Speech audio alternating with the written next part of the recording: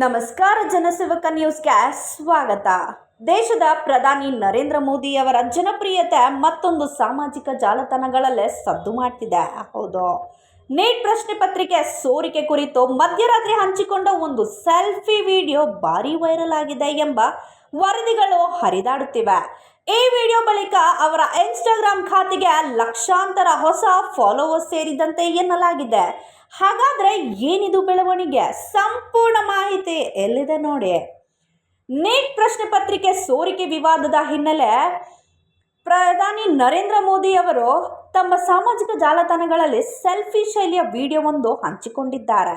ಯಾವುದೇ ಸ್ಟುಡಿಯೋ ಅಥವಾ ವೇದಿಕೆ ಬಳಸದೆ ಮೊಬೈಲ್ ಕ್ಯಾಮೆರಾ ಮೂಲಕ ನೇರವಾಗಿ ಯುವ ಜನತೆಯನ್ನು ಉದ್ದೇಶಿಸಿ ಮಾತನಾಡಿದ ಈ ವಿಡಿಯೋ ಸಾಕಷ್ಟು ಗಮನ ಸೆಳೆದಿದೆ. ಹೌದು, ಈ ವಿಡಿಯೋ ಪ್ರಕಟವಾದ ಬಳಿಕ ಪ್ರಧಾನಿ ಮೋದಿ ಅವರ ಇನ್ಸ್ಟಾಗ್ರಾಮ್ ಖಾತೆಯಲ್ಲಿ ಫಾಲೋವರ್ಸ್ ಸಂಖ್ಯೆ ವೇಗವಾಗಿ ಏರಿಕೆಯಾಗಿದೆ ಎಂಬ ಮಾಹಿತಿ ಸಾಮಾಜಿಕ ಜಾಲತಾಣಗಳಲ್ಲಿ ವ್ಯಾಪಕವಾಗಿ ಹಂಚಿಕೊಳ್ಳಲಾಗಿದೆ.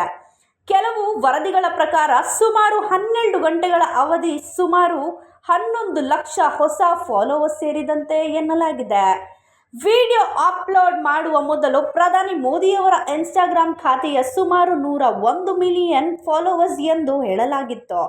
ನಂತರ ಆ ಸಂಖ್ಯೆ 102 ಮಿಲಿಯನ್ ಗಡಿ ದಾಟಿದೆ ಎನ್ನುವ ಮಾಹಿತಿ ಕೂಡ ಹರಿದಾಡುತ್ತಿವೆ.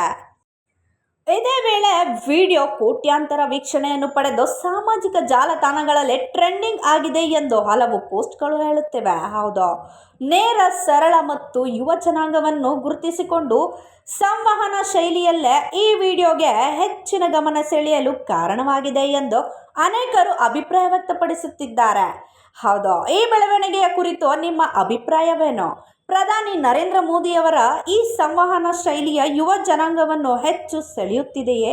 ನಿಮ್ಮ ಅಭಿಪ್ರಾಯವನ್ನು ಕಮೆಂಟ್ನಲ್ಲಿ ತಿಳಿಸಿ. ಇಂತಹ ಇನ್ನಷ್ಟು ತಾಜಾ ಸುದ್ದಿಗಾಗಿ ಜನಸೇವಕ ನ್ಯೂಸನ್ನು ಸಬ್ಸ್ಕ್ರೈಬ್ ಮಾಡಿ, ವಿಡಿಯೋಗೆ ಲೈಕ್ ಮಾಡಿ ಹಾಗೂ ಸ್ನೇಹಿತರೊಂದಿಗೆ ಹಂಚಿಕೊಳ್ಳಿ. ಧನ್ಯವಾದಗಳು.